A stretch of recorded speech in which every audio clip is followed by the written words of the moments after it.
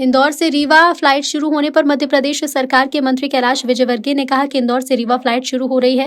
विधानसभा के 40 आर्थिक रूप से कमजोर लोगों के साथ फ्लाइट की यात्रा कर रहे हैं। आर्थिक रूप से कमजोर लोग जिन्होंने कभी फ्लाइट में यात्रा करने का सपना भी नहीं देखा था, आज हम उनके सपने को पूरा करने का काम कर रहे हैं।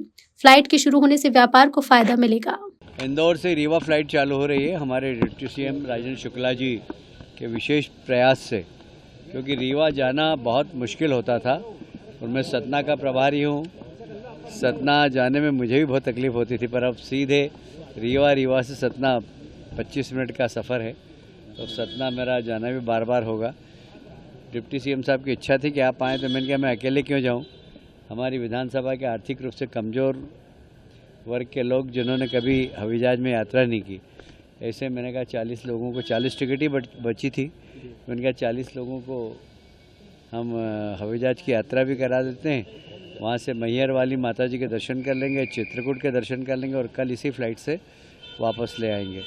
तो वे लोग जो आर्थिक रूप से कमज़ोर है, जो कभी हवाई जहाज में बैठने का सपना भी नहीं देख सकते थे, आज हम उनके सपने को पूरा करने का काम कर रहे हैं। कैसे देखते हैं पर्यटन स्थलों को अब नई सौगात पहचान मिल जा रही है, और जब दो रीजन कनेक्ट होते हैं तो उसका व्यापारिक तौर पर भी कहीं ना कहीं फायदा मिलता है। बहुत फ़ायदा मिलता है, क्योंकि रीवा सतना का ज़्यादा व्यापार उत्तर प्रदेश से है और इंदौर को उसमें बहुत फ़ायदा मिलेगा, क्योंकि जब आने जाने की सुविधा बहुत आसान हो जाए तो निश्चित रूप से यहाँ के व्यापार में भी वृद्धि होगी और रीवा के व्यापार में भी वृद्धि होगी।